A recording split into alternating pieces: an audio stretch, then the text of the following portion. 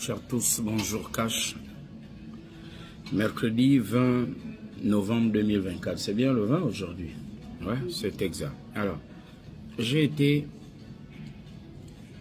dans le Gabon profond lorsque M. Ali Bongo était président. On l'a suivi. Les médias étaient avec lui. On a fait Gabon profond.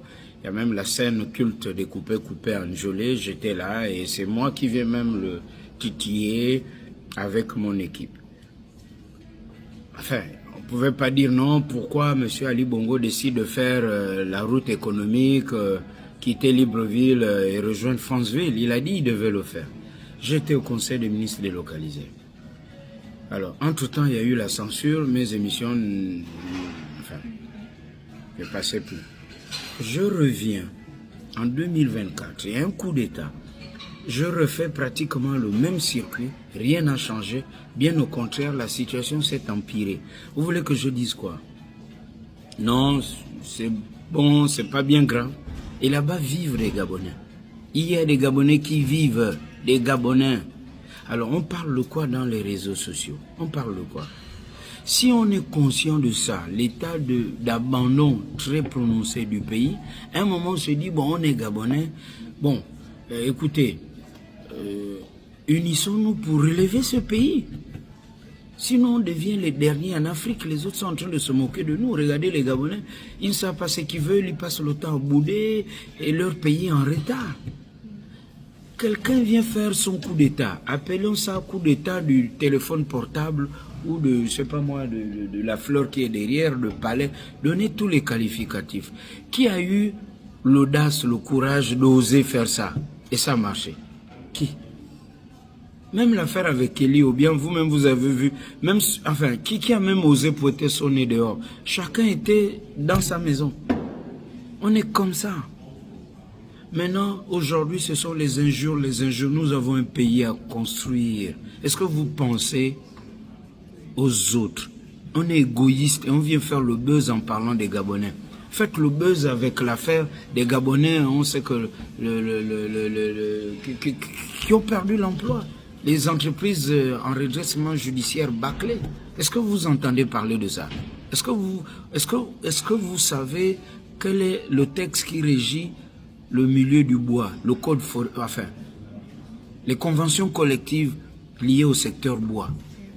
Tous les Gabonais qui se plaignent, qui travaillent dans les entreprises au Gabon, les entreprises fermées, ceux qui attendent leur joie, parlez de ça. Et vous aussi, vous ne savez pas que certains font le buzz parce que leurs pages sont monétisées. Plus il y a de vues, plus ils reçoivent l'argent. Je dis ça parce que c'est écœurant. Et il faut qu'on trouve une solution.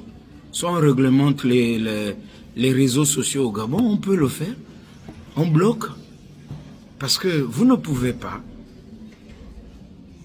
avoir un pays qui est abandonné comme le Gabon. Parce que vous pensez que le Gabon, c'est quand vous êtes à Libreville, vous voyez ce qui se passe à Kanda et au Vendo. Un pays qui est par terre, on perd du temps à s'insulter dans les réseaux sociaux alors que les autres avancent. Nous sommes encore les mêmes à envoyer nos enfants à l'étranger aller faire l'école.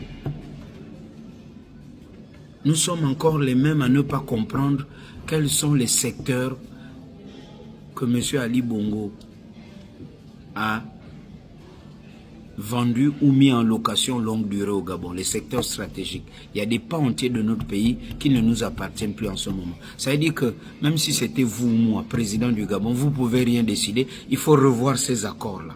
Et c'est pour cette raison qu'il nous fallait aussi une nouvelle constitution, des nouvelles lois. Il y a des choses où Oligui ne peut pas aller négocier. On va lui dire, vous négociez ça avec quoi? La loi, je vous dis ça. Ali Bongo a signé ça, donc vous devez attendre. Il faut une nouvelle loi. Il faut un mandat. Parce que les institutions internationales, être président du Gabon, tu ne décides pas seul. Il y a aussi les puissances là-bas qui disent, oui, mais pourquoi on vous donne l'argent? Pourquoi on accepte ça? Il faut un mandat présidentiel, il faut des élections. Vous avez fait un coup d'État. Vous pensez que tout ce que M. Ali Bongo a signé, c'est pour notre bonheur? Billy Binze le savait, non? Mais lui, il faisait ça parce qu'il disait que son heure a sonné, il a son argent. Les autres commencent à dire, vous voyez, ces Gabonais-là, ils ne savent pas ce qu'ils veulent. J'ai vu le synonyme de Billy Binze au Mali, là, chez mes cousins. Il était en France, c'est pas à Évry ou quoi, là. Ben, les Maliens sont retrouvés là-bas, ils ont dit, tu continues comme ça, tu vas voir que nous sommes les garçons. Voilà, il a pris peur, il a fui, lui et ses adeptes. Je n'ai pas dit faites ça du mégaphone, de la cacophonie. C'est là aussi on juge les hommes, la capacité à refuser d'être humilié chaque fois. Et de dire, tu es très insultant, arrête de nous insulter. Tu as échoué, pendant tout le temps là, tu as fait ce que tu faisais pour ton intérêt. Soudainement, tu ne vas pas dire que ce sont les Gabonais que tu aimes. Tu te fous de nos gueules. C'est ce que M. Bilibinze est en train de faire. Vous pensez que c'est Alain-Claude Bilibinze qui devait parler comme il parle là? C'est lui Rastignac, c'est un arriviste, il a passé toute sa vie à faire ça.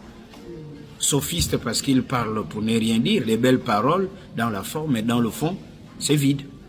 Mégaphone de la cacophonie parce que c'est lui qui relayait les mauvaises informations et nous insultait et ça ce n'est pas du tout cash. Ne vous laissez pas distraire, cash.